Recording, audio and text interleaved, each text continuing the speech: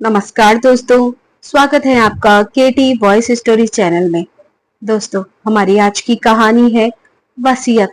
धर्मपाल जी, जो 70 साल की उम्र में भी चुस्त दुरुस्त थे, सुबह की सैर से लौटे तो उनके चेहरे पर ताजगी थी।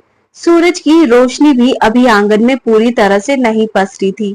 वे अपने कमरे की ओर बढ़े, दरवाजा खोलकर अंदर झांका। उनकी पत्नी आशा जी अभी गहरी नींद में थी। चादर को सीने तक खींचे शांत चेहरा लिए धर्मपाल जी धीरे से दरवाजा बंद कर बाहर आ गए। आंगन में रखी कुर्सी पर बैठे ही थे कि तभी उनकी बहू सारिका एक ट्रे में चाय लिए हाजिर हो गई। लीजिए बाबूजी, गर्मा गर्म चाय तैयार है। सारिका ने मुस्कान के साथ ट्रे आगे बढ़ाई। अरे वाह बेटी, जुग जुग जियो। धर्मपाल जी ने चाय का प्याला थामते हुए कहा। मैं तो अभी सोच ही रहा था कि तुम्हें चाय बनाने को कहूँ, लेकिन तुमने तो मेरे दिल की बात मेरे कहने से पहले ही जान ली। हर बार की तरह लगता है पिछले जन्म में हमारा बाप बेटी का रिश्ता रहा होगा। उनके चेहरे पर मुस्कान थी। सारिका हंसी, फिर बोली, पिछले जन्म में क्यों बाबूजी, इस जन्म में भी तो हमारा बाप बेटी का ही रिश्ता है। अरे हाँ, ये तो लाख रुपए की बात कही तुमने। धर्मपाल जी ठहाका मारकर हंसे, फिर चाय का घूंट लेते हुए पूछा, अच्छा बहू, सुनील कब आ रहा है? सारिका का चेहरा थोड़ा मायूस हुआ। वो बाबूजी, इस बार तो वो घर नहीं आ रहे। कह रहे थे काम बहुत है, इसलिए नहीं आ पाएंगे। धर्मपाल जी ने भौहें चढ़ाई। अरे, लेकिन तुम दोनों की शादी की सालगिरह है, इस मौके पर तो उसे तुम्हारे साथ होना चाहिए। फिर एक पल रुककर जैसे कोई तरकीब सूझी हो, बोले, चलो कोई बात नहीं, अगर उसे समय नहीं है तो तुम चली जाओ, उसे सरप्राइज दे दो, उसे बहुत अच्छा लगेगा। वहां कुछ दिन उसके साथ बिताओ, घूमो फिरो। सारिका हड़बड़ाई। लेकिन बाबूजी, यहाँ घर पे? अरे बहू, धर्मपाल जी ने बीच में ही टोका, तुम्हारी अपनी भी तो कोई जिंदगी है। शादी की सालगिरह अच्छे से सेलिब्रेट करो, वरना यहाँ तो दिन भर तुम काम में ही लगी रहती हो। थोड़ा अपने लिए भी जियो, सुनील के साथ वक्त बिताओ। तभी आशा जी कमरे से बाहर निकली। अरे, ये कहाँ जाने की बातें हो रही हैं? उन्होंने पूछा आंगन में कदम रखते हुए। कुछ नहीं भाग्यवान, धर्मपाल जी ने हल्के हास्य के साथ जवाब दिया। मैं तो बस बहू से कह रहा था कि अगर सुनील नहीं आ रहा तो ये चली जाए उसे सरप्राइज देने। उसे भी तो खुशी होगी अपनी बीवी को देखकर। आशा जी ने सारिका की ओर देखा और कहा, सारिका बहू, मेरे लिए थोड़ा गर्म पानी तो ले आ। जैसे ही सारिका रसोई में गई, आशा जी ने धर्मपाल जी की ओर देखकर कहा, आप भी ना, अगर बहू चली जाएगी तो घर का काम कौन करेगा? पहले की बात और थी, अब तो मुझसे इतना काम नहीं संभलता। धर्मपाल जी ने हंसते हुए जवाब दिया, अरे भाग्यवान, मैं हूं ना। जब बहू नहीं थी तब भी तो हम दोनों मिलकर सारा काम कर लेते थे, और अब तो बंटी भी 5 साल का हो गया है, इतने कौन से काम आ गए? आशा जी ने भौं तान कर कहा, क्या बंटी को हम संभालेंगे? धर्मपाल जी ने फिर हंसी ठिठोली की। अरे, कभी बेटे बहू को भी मौज मस्ती करने का मौका दो। देखा नहीं कितने महीने हो गए सुनील को घर आए। सारिका की भी तो कुछ इच्छाएं होंगी ना, अपने पति के साथ घूमने फिरने की, वक्त बिताने की। सारिका का मन उलझन में था। एक तरफ सुनील के पास जाने की खुशी थी, जो बेंगलुरु की भागदौड़ भरी जिंदगी में अपने काम में डूबा था, और दूसरी तरफ घर की जिम्मेदारियां उसे रोक रही थी। वह जानती थी कि उसके न होने पर सासू माँ आशा जी को घर संभालने में दिक्कत होगी। रसोई से लेकर बंटी की देखभाल तक सारा बोझ आशा जी पर आ जाएगा। यही सोचकर उसने जाने से मना किया। बाबूजी, आपकी बात तो ठीक है, लेकिन माँ को अकेले इतना काम कैसे होगा? धर्मपाल जी ने कुर्सी पर टेक लगाते हुए चाय का आखिरी घूंट लिया और मुस्कुराकर कहा, अरे बहू, तुम कौन सा 1 साल के लिए जा रही हो? हफ्ते 10 दिन में क्या फर्क पड़ जाएगा? और फिर मैं तो हूं ना। तुम्हारी सास अब बूढ़ी हो गई तो क्या, 2 रोटी तो बना ही लेगी। बाबूजी, आप भी ना। सारिका हंस पड़ी, लेकिन उसका मन अभी भी पूरी तरह तैयार नहीं था। धर्मपाल जी ने उसकी हिचक को भांप लिया। वे जानते थे कि सारिका की इच्छा तो सुनील के पास जाने की है, लेकिन घर की जिम्मेदारी उसे रोक रही है। सुनील उनका बेटा, जो कभी इसी शहर में नौकरी किया करता था। उस समय तनख्वाह थोड़ी कम थी, लेकिन परिवार के साथ में था।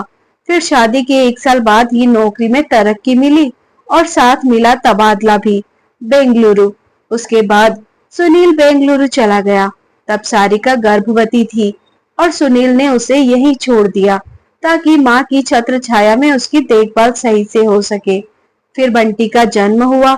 उसे संभालने में ही दिन निकलने लगे। धीरे धीरे इसी घर में सारिका की दुनिया सिमट कर रह गई। पूरे घर की जिम्मेदारियां उसके कंधों पर आती चली गई और वो सब संभालती चली गई। वहां सुनील अच्छा खासा कमा रहा था। हर महीने तनख्वाह का कुछ हिस्सा घर भेजता और सारिका उससे घर का खर्च चलाती। शुरू शुरू में सुनील हर 10-12 दिन में चला आता। सारिका के बिना उसका मन नहीं लगता था, लेकिन जैसे जैसे काम का बोझ बढ़ा, उसका आना कम होता गया। अब तो 3-4 महीने में एक बार, वो भी चंद घंटों के लिए आता है। मुलाकातें अधूरी, बातें आधी अधूरी और सुनील फिर से ट्रेन पकड़ लेता है। धर्मपाल जी ने सारिका की आंखों में वह उदासी देखी थी। बस फिर क्या था, सारिका के मना करने के बावजूद उन्होंने उसी शाम को जाकर ट्रेन का टिकट बुक करवा दिया।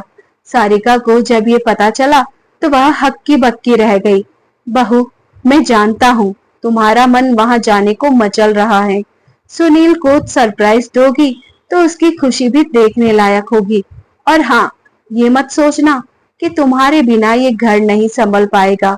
बंटी को मैं संभाल लूंगा और तुम्हारी सास को भी, उन्होंने हंसते हुए कहा। सारिका का मन अब खुशी से गुदगुदा रहा था। वह रसोई में सुनील के लिए देसी घी की पिन्नियां बना रही थी, तो कभी मठरियां तल रही थी। मन ही मन सोच रही थी, सुनील मुझे सामने देखकर कितना खुश होगा। उसकी आंखों में चमक थी, जैसे कोई नन्हा बच्चा अपनी पसंदीदा चीज पाने की खुशी में झूम रहा हो। वह अपने बैग में सुनील की पसंद की गुलाबी साड़ी रखना नहीं भूली। आखिर वह दिन आया जब सारिका को ट्रेन पकड़ना था। धर्मपाल जी उसे रेलवे स्टेशन छोड़ने गए। स्टेशन की भीड़, ट्रेन की सीटियों की आवाज और चाय वालों की पुकार के बीच धर्मपाल जी बार बार हिदायतें दे रहे थे। संभल कर जाना बहू, पहुंचते ही फोन करना। और हाँ, सुनील को बोलना हमसे मिलने जल्दी आए, नहीं तो मैं नाराज हो जाऊंगा। उनकी आवाज में सख्ती थी, लेकिन चेहरा स्नेह से भरा हुआ था। सारिका ने हंसते हुए कहा, अरे बाबूजी, आप चिंता मत कीजिए, मैं सब संभाल लूंगी। धर्मपाल जी हंसे, लेकिन मन ही मन एक हल्की सी चिंता थी। उन्होंने ही तो सारिका को भेजने का फैसला किया था, लेकिन अब जब वह जा रही थी तो उनके मन में एक बेचैनी थी। बस सारिका ठीक ठाक वहां पहुंच जाए। ट्रेन ने सीटी बजाई और सारिका ने खिड़की से हाथ हिलाया। धर्मपाल जी ने भी जवाब में हाथ हिलाकर उसे विदा किया। ट्रेन धीरे धीरे रफ्तार पकड़ रही थी।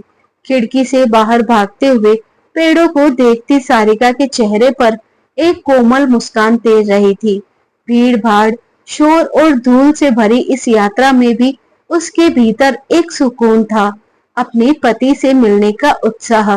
उसकी उंगलियां गले में पड़े मंगलसूत्र से खेलने लगी और आंखें अतीत के किसी पल को टटोलने लगी।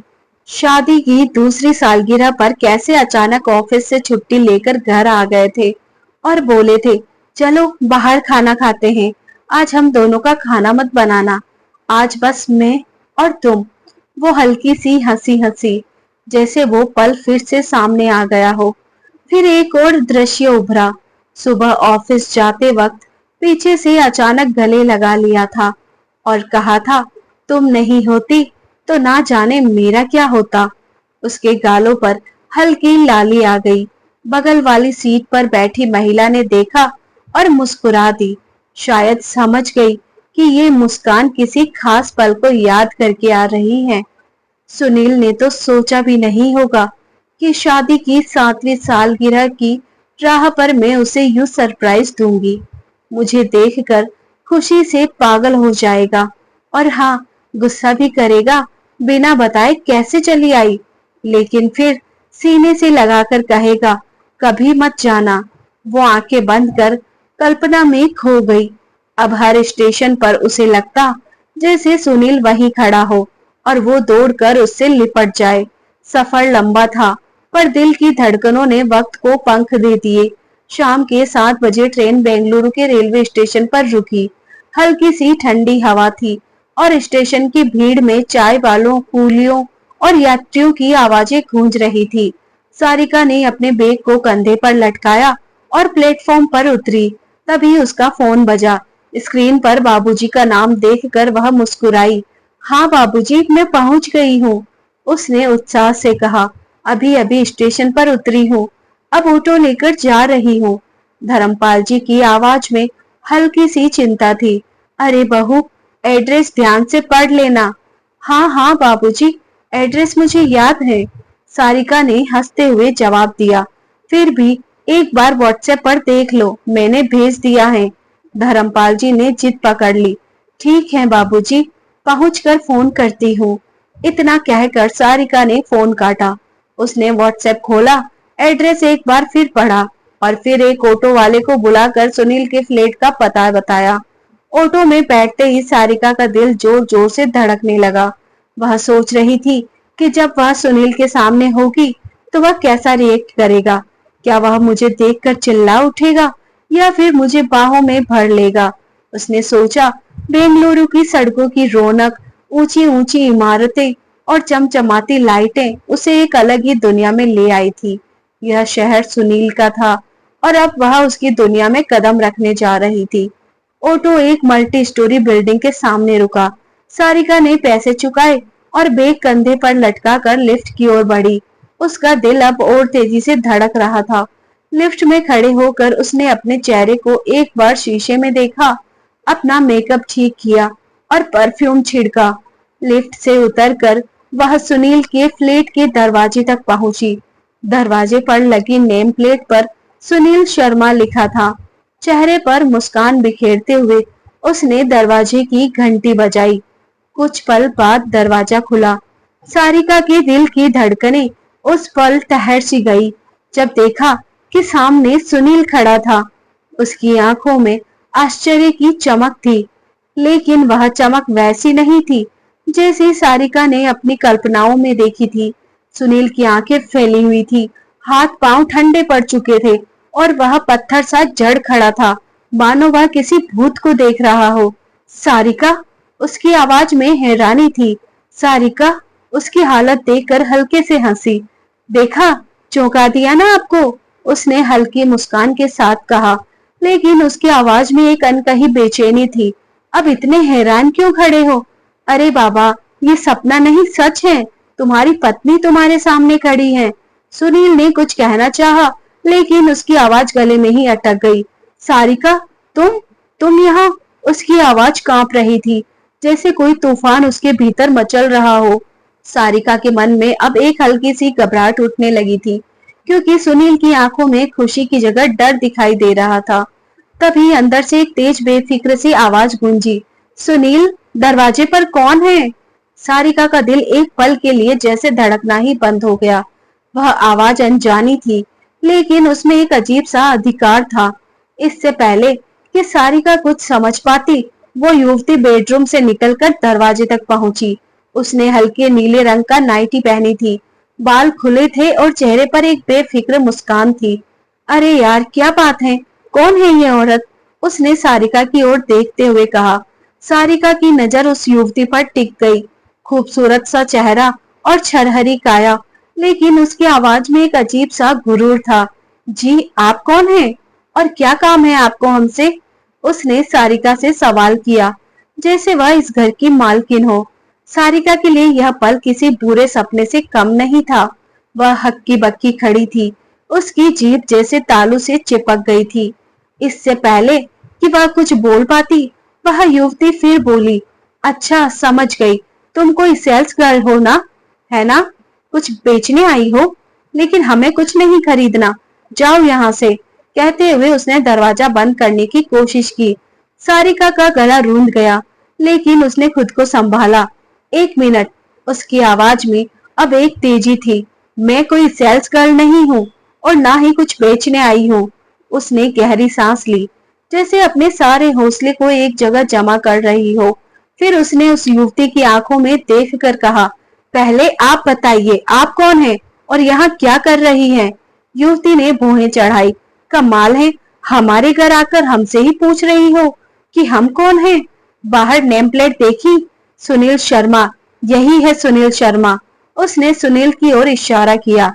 और मैं इनकी पत्नी हूँ। उस एक वाक्य ने सारिका की दुनिया को तहस नहस कर दिया। जमीन जैसे उसके पैरों तले खिसक गई। उसकी आंखों से आंसू बह निकले और सिर चकराने लगा।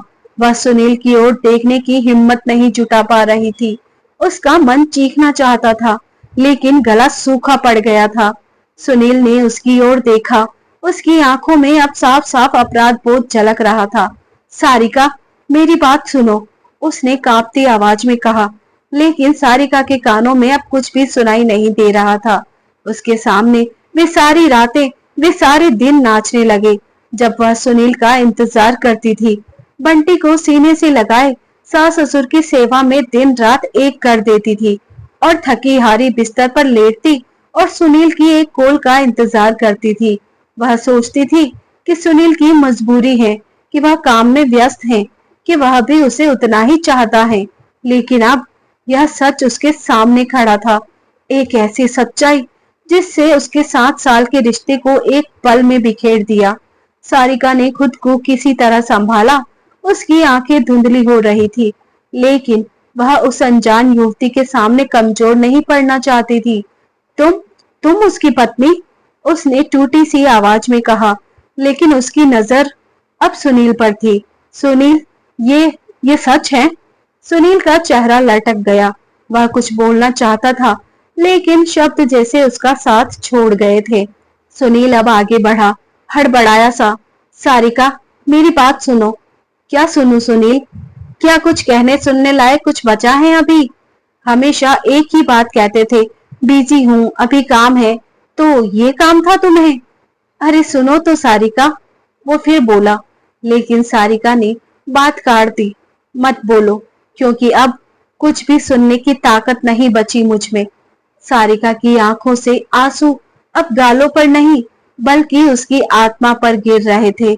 हर बूंद उसके विश्वास, उसके सपनों और 7 साल की उस शादी को चूर चूर कर रही थी, जिसे उसने अपनी जिंदगी का आधार माना था। वह उल्टे पांव मुड़ी, लड़खड़ाते कदमों से जैसे तैसे लिफ्ट तक पहुंची। पीछे से उस अनजान लड़की की तेज कर्कश आवाज गूंज रही थी। कौन थी वो सुनील? बताओ ना, ये सारिका नाम की औरत कौन है? सुनील की कांपती आवाज आई। मैं तुम्हें सब समझाता हूँ। और फिर दरवाजा बंद होने की आवाज ने सारिका के कानों को जैसे छेद दिया। लिफ्ट के अंदर खड़ी सारिका किसी और ही संसार में थी। उसकी आंखें रो रही थी, लेकिन दिल चीख रहा था, एक ऐसी चीख जो बाहर नहीं निकल पा रही थी। क्या यह वही सुनील था जिसके लिए उसने अपनी जिंदगी के दिन रात कुर्बान कर दिए? वह कांप रही थी। तभी फोन फिर बजा। स्क्रीन पर बाबूजी का नाम था। सारिका ने एक पल को फोन को देखा। उसका मन चाहा कि वह सारी बात बता दे, फूट फूट कर रो पड़े, बाबूजी के सामने अपना दर्द उड़ेल दे। लेकिन फिर उसने सोचा, बाबूजी ये सदमा कैसे सहन करेंगे? वह सुनील को बहुत प्यार करते थे। नहीं, यह सच उनके लिए बवंडर बन जाएगा। उसने कांपते हाथों से फोन काट दिया और लिफ्ट से बाहर निकली। इधर धर्मपाल जी बार बार फोन की स्क्रीन देख रहे थे। आखिर बहू फोन क्यों नहीं उठा रही? चेहरे पर चिंता की लकीरें गहराती जा रही थी। दिल जैसे किसी अनहोनी का संकेत दे रहा था। उन्होंने एक बार फिर सारिका का नंबर डायल किया, फिर भी कोई जवाब नहीं मिला। अब उन्हें बेचैनी सी होने लगी। न जाने बहू पहुंची भी है या नहीं, कहीं रास्ते में कुछ। उनकी सोच आधी रह गई और उंगलियां कांपती हुई सुनील का नंबर डायल करने लगी। फोन बजा और कुछ देर बाद सुनील की आवाज आई। हेलो बाबूजी। बेटा, सारिका बेंगलुरु आ रही थी, तुम्हारे पास पहुंच गई क्या? वो फोन नहीं उठा रही। धर्मपाल जी की आवाज में घबराहट साफ झलक रही थी। सुनील एक पल को सन्न रह गया, फिर झूठ की चादर ओढ़ते हुए बोला, ओफो बाबूजी, मैं तो इस वक्त शहर में नहीं हूँ। मीटिंग के लिए चेन्नई आना पड़ा। एक हफ्ता अभी यहीं रहूंगा। शायद सारिका पहुंची हो, लेकिन मेरी उससे अभी बात नहीं हो पाई। धर्मपाल जी को कुछ अजीब तो जरूर लगा, पर उन्होंने कुछ नहीं कहा। ठीक है बेटा, ध्यान रखना, बहू से बात हो तो बताना, मैं बहुत परेशान हूँ। उधर सारिका भारी कदमों से बिल्डिंग से बाहर निकली। पलकों पर आंसू थे। सामने पार्क दिखा, वो वहीं जाकर एक बेंच पर बैठ गई और फिर फूट फूट कर रो पड़ी। कहाँ चूक गई मैं? क्या मेरा समर्पण, मेरा त्याग, सब कुछ बेकार था? उसने अपने आंसू पोंछे, खुद को संभाला। उसने बैग से पानी निकाला, कुछ घूंट पिए और फिर अपना फोन उठाया। अब बाबूजी का फिर से फोन आ रहा था। इस बार उसने कॉल रिसीव किया। हाँ बाबूजी। बेटा, कहाँ हो तुम? तुम ठीक तो हो ना? धर्मपाल जी की आवाज में गहरी बेचैनी थी। सारिका ने जबरन अपनी आवाज को सामान्य किया। हाँ बाबूजी, चिंता मत करिए, मैं ठीक हूँ। ट्रैफिक बहुत था, अभी ऑटो में हूँ, उनके फ्लैट में जा रही हूँ। लेकिन बेटा, अभी अभी सुनील से बात हुई, वो तो शहर में है ही नहीं। फिर सारिका ने नाटक किया। अच्छा, वो शहर में नहीं है? उस पल सारिका की आंखें भर आई, लेकिन उसने खुद को किसी तरह संभालते हुए कहा, ठीक है बाबूजी, फिर मैं वापस आ रही हूँ। फोन काटते ही सारिका ने टिकट की जानकारी ली और कुछ ही देर में स्टेशन की ओर रवाना हो गई।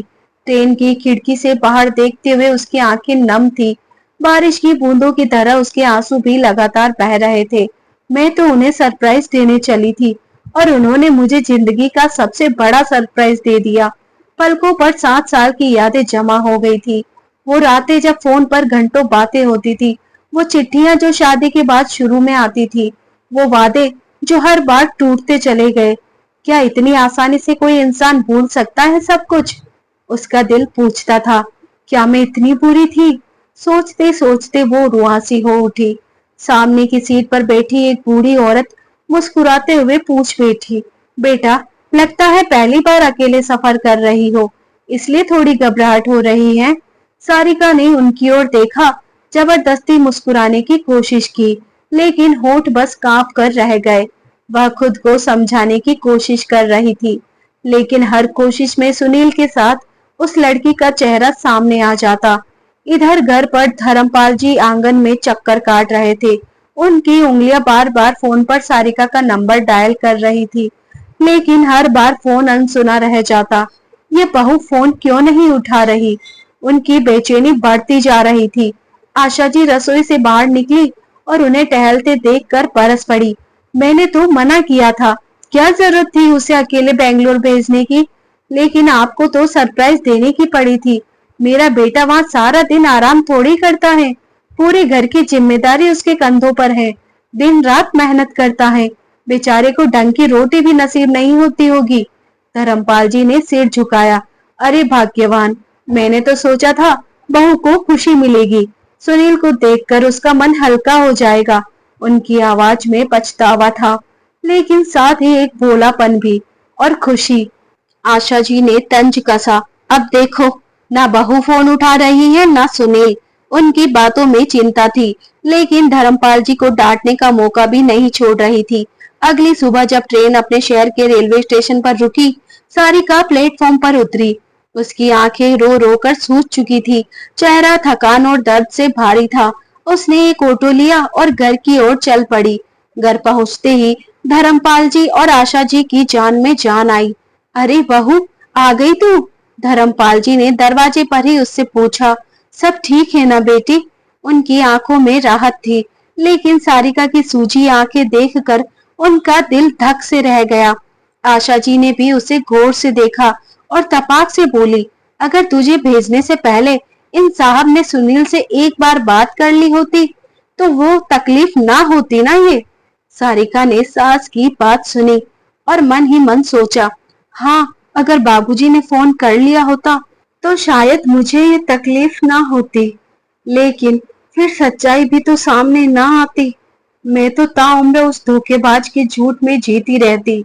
उसका मन कड़वाहट और दर्द से भर गया, लेकिन उसने चेहरा सामान्य रखने की कोशिश की। क्या सोच रही हो बहू? तबीयत तो ठीक है ना? और ये क्या, तुम रोई थी क्या? उसकी आंखों में झांकते हुए आशा जी बोली। सारिका ने जल्दी से आंखें पोंछी।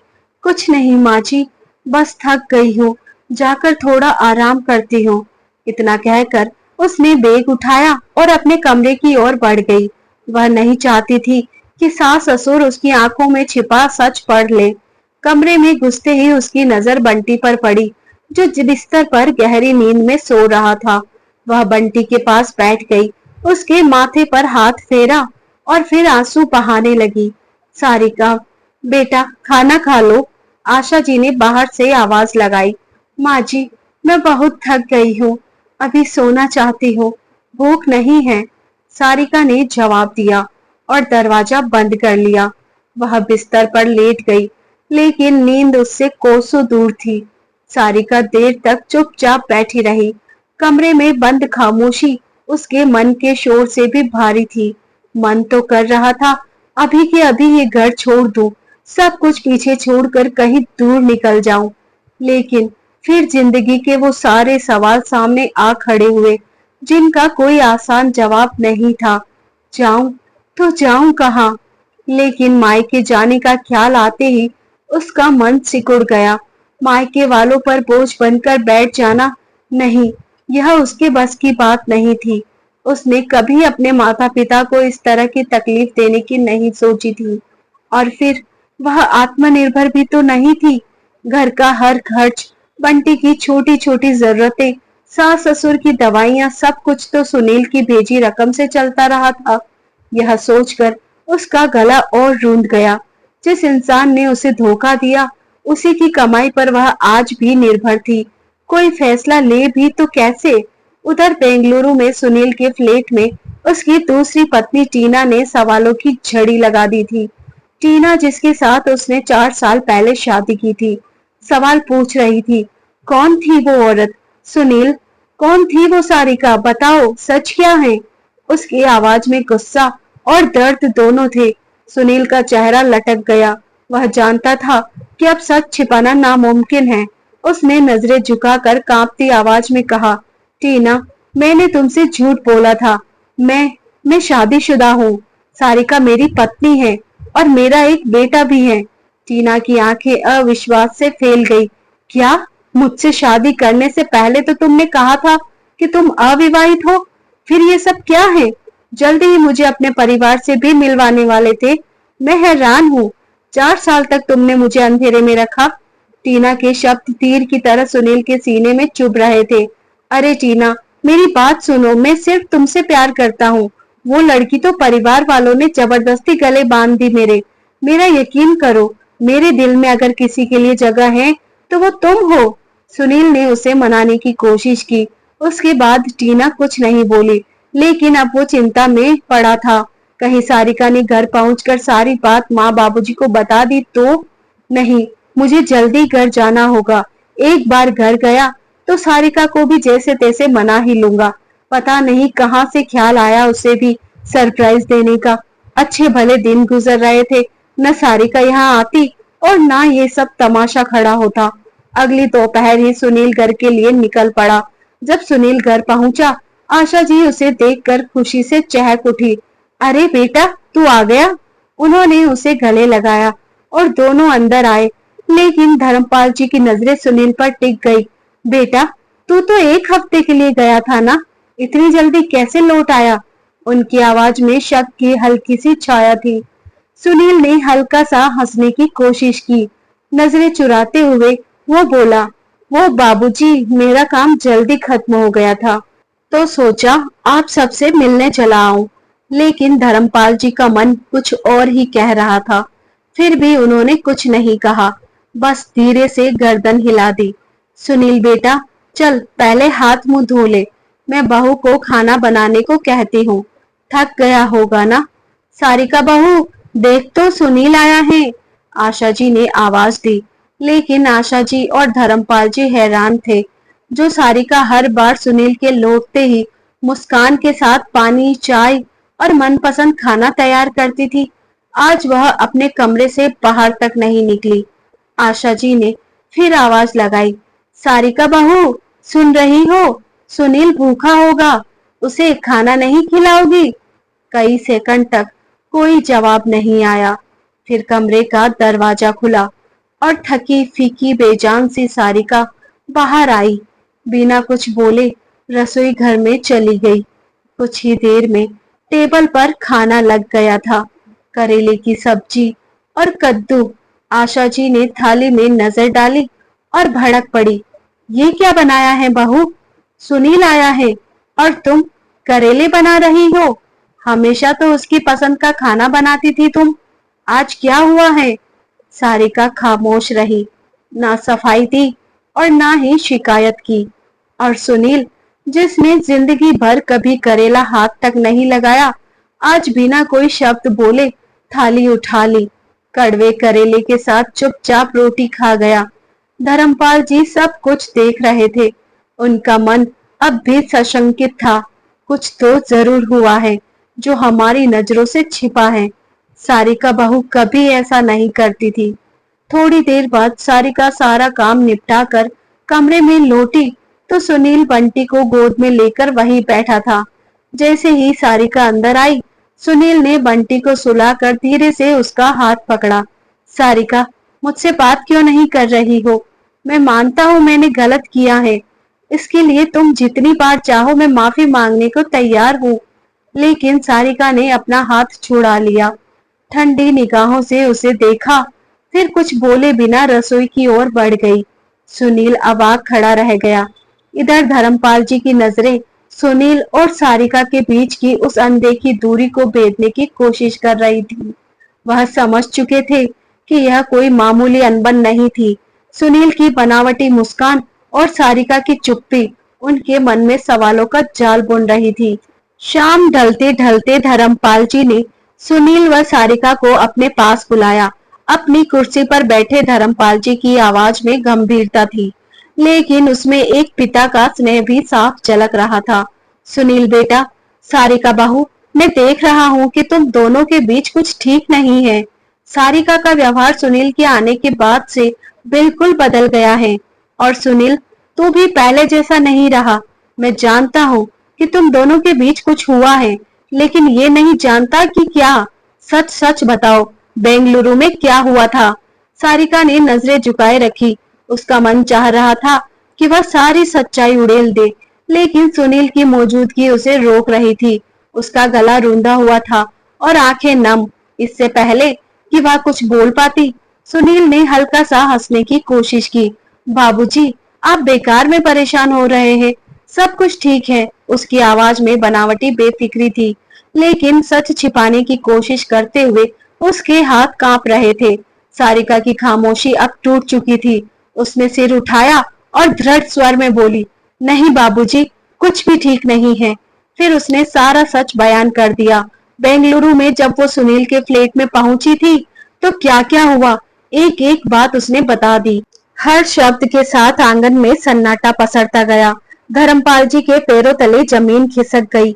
उनकी आंखें अविश्वास से फैल गई, जैसे कोई पूरा सपना सच हो गया हो। आशा जी जो पास ही खड़ी थी, अपने कानों पर यकीन नहीं कर पा रही थी। उनका चेहरा पीला पड़ गया और हाथ कांपने लगे।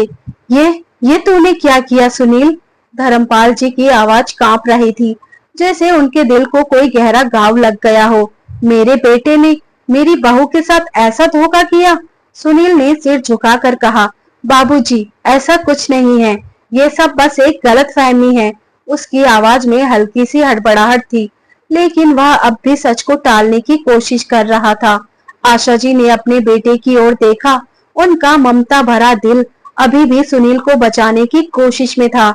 हाँ बहू, तू क्यों अपने पति पर गलत इल्जाम लगा रही है? उन्होंने तीखे स्वर में कहा। मेरा बेटा दिन रात मेहनत करता है, इस घर को पालता है, उसे ढंग की रोटी भी नसीब नहीं होती, और तू उस पर ऐसे इल्जाम लगा रही है? धर्मपाल जी ने आशा जी की ओर देखा। उनकी आंखों में गुस्सा और दुख एक साथ उमड़ रहे थे। तो क्या आशा, सारिका बहू गलत बोल रही है? उनकी आवाज में एक अनोखी दृढ़ता थी।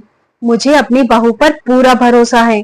इतने सालों से उसने पूरे समर्पण से इस घर को संभाला है, बंटी को पाला, हमारी सेवा की।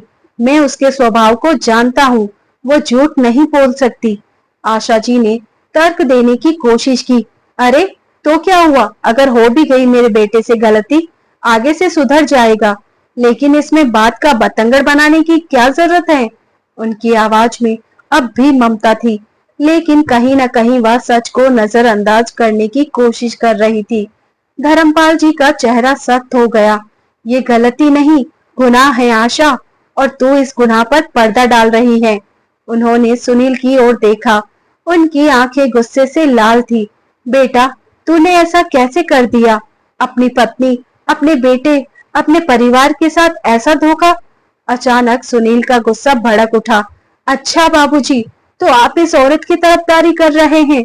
उसने तीखे स्वर में कहा। याद रखिए, इस घर का खर्चा मैं चलाता हूँ, सारिका नहीं। ये गंवार औरत आपको बिठाकर खाना नहीं खिला सकती। सारिका की आंखें आंसुओं से भर गई, लेकिन उसने खुद को संभाला। बेहतर होगा बाबूजी कि मैं ही अपने बेटे को लेकर इस घर से चली जाऊं। अब मेरे लिए यहाँ रहना मुनासिब नहीं है। मैं अपने बेटे को उस आदमी की कमाई पर नहीं पाल सकती जो किसी दूसरी औरत के साथ रिश्ता रखता है। सुनील का गुस्सा अब और भड़क उठा। हाँ, रखा है मैंने दूसरी औरत के साथ रिश्ता। वह चीख पड़ा। क्या कर लोगी? तुम जैसी घटिया औरत सिर्फ घर पर बैठकर आंसू ही बहा सकती है।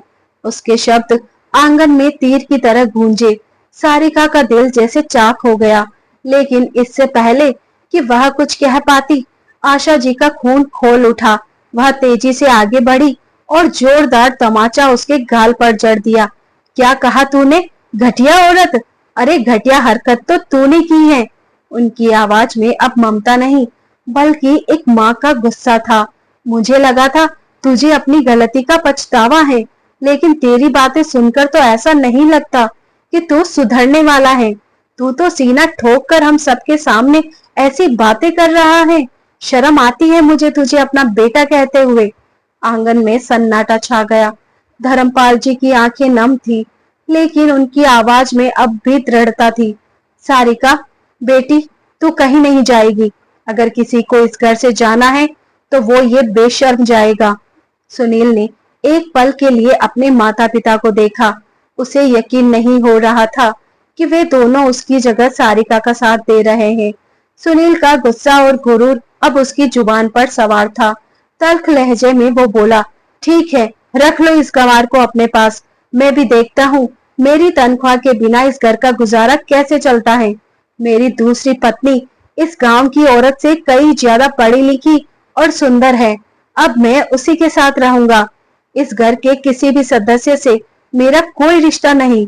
इतना कहकर वह अपने बैग की ओर बढ़ा, कुछ कपड़े ठूंसे और गुस्से में घर से निकल गया। पीछे छोड़ गया एक टूटा हुआ परिवार और अपने ही झूठ का बोझ। आशा जी कुर्सी पर ढह गई। उनकी आंखों में आंसू थे, लेकिन अब वह अपने बेटे की गलती को नजरअंदाज नहीं कर सकती थी। धर्मपाल जी ने सारिका का कंधा थपथपाया। बेटी, तू चिंता मत कर, ये घर तेरा है और तू अपने परिवार के साथ है। सुनील ने जो किया उसकी सजा उसे मिलेगी। सारिका की आंखें नम थी, लेकिन उसके भीतर अब एक नई चिंगारी सुलग रही थी। वह जानती थी कि अब वह हाथ पर हाथ धरे नहीं बैठ सकती। अगले दिन उसने सास ससुर से बात की। माँ बाबूजी, मैं भले ही ज्यादा पढ़ी लिखी नहीं हूँ, लेकिन सिलाई कढ़ाई मुझे अच्छे से आती है। सोच रही हूँ कि अरे बेटा, अभी मेरी पेंशन आती है, घर का खर्चा आराम से चल जाएगा। लेकिन फिर भी अगर तू कुछ करना चाहती है तो हम तेरे साथ हैं। हमारी बहू अपने पैरों पर खड़ी हो जाए, उससे अच्छी बात और क्या हो सकती है। धर्मपाल जी बोले।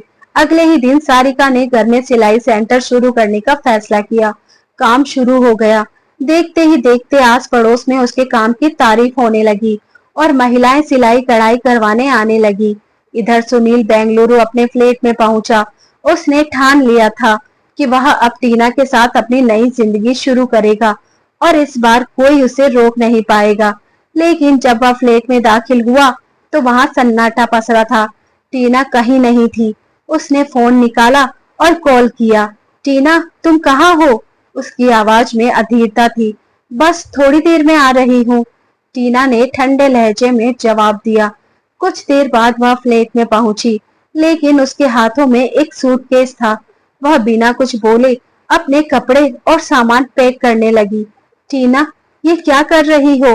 तुम कहाँ जा रही हो? सुनील ने हड़बड़ाते हुए पूछा। टीना ने उसकी ओर देखा। अब मैं तुम्हारे साथ नहीं रह सकती सुनील, तुमने मेरे साथ धोखा किया है। अरे नहीं टीना, सिर्फ तुम्हारे खातिर मैंने अपनी पहली पत्नी सारिका को छोड़ दिया है। यहाँ तक कि अपने सारे घर वालों के साथ भी सारे संबंध तोड़ दिए हैं। अब हमारे साथ रहने से किसी को कोई एतराज नहीं होगा, लेकिन मुझे एतराज है सुनील। जो इंसान अपने घर वालों का, यहाँ तक कि अपने बच्चे का भी नहीं हो सका, वह मेरा क्या होगा? उसकी आवाज में तल्खी थी, लेकिन कहीं न कहीं एक गहरा अपराध बोध भी। टीना, मेरी बात सुनो, मैं तुमसे प्यार करता हूँ। सुनील ने उसे मनाने की कोशिश की। प्यार? टीना ने तंज कसा। तुम्हें प्यार का मतलब भी पता है? वह चीख पड़ी। उसे यकीन नहीं हो रहा था कि वह अनजाने में किसी का सुहाग उजाड़ने के पाप की हिस्सेदार बन गई थी। सुनील ने गुस्से में उसका हाथ पकड़ने की कोशिश की। टीना, मत जाओ मुझे छोड़कर, मैं सब ठीक कर दूंगा। लेकिन टीना का धैर्य अब जवाब दे चुका था। उसने झटके से उसका हाथ छुड़ाया और जोरदार तमाचा सुनील के गाल पर जड़ दिया। क्या खाक ठीक कर दोगे? तुमने तो मेरी जिंदगी बर्बाद कर दी। उसकी आंखों में आंसू थे, लेकिन चेहरा गुस्से से तमतमाया हुआ था। उसने अपना बैग उठाया, सारा सामान पैक किया और गुस्से में बाहर निकल गई। जाते जाते उसने कहा, अब तो मैं तुम्हें कोर्ट में मिलूंगी। तुमने मेरे साथ जो किया उसका हिसाब तो तुम्हें देना ही होगा। सुनील अपना सिर पकड़कर सोफे पर टह गया। घर में पसरी खामोशी उसे अंदर से तोड़ रही थी। वह अकेला था। परेशानियां अब उसे चारों ओर से घेर चुकी थी।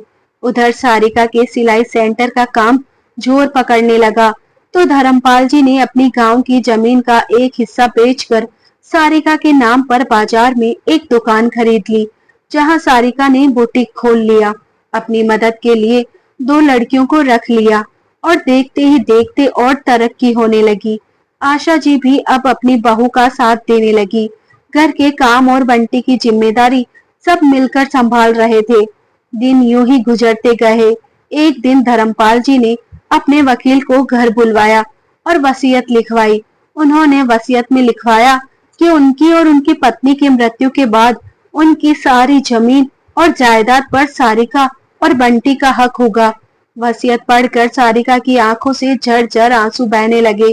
उसने कहा, बाबूजी, जो भी हो, लेकिन सुनील आपके बेटे हैं और आप उन्हें ही अपनी प्रॉपर्टी से बेदखल कर रहे हो। नहीं बेटा, आज बात बेटे और बहू की नहीं, सही और गलत की है। हम लोगों का बुढ़ापे में ध्यान रखना हमारे बेटे की जिम्मेदारी थी, लेकिन वह तो अपनी जिम्मेदारियों से मुंह मोड़ गया ना। अब जो बेटा बनकर हमारे साथ खड़ा है, मेरा सब कुछ उसी का है। इधर बेंगलुरु में सुनील के पास एक दिन कोर्ट का नोटिस पहुंचा।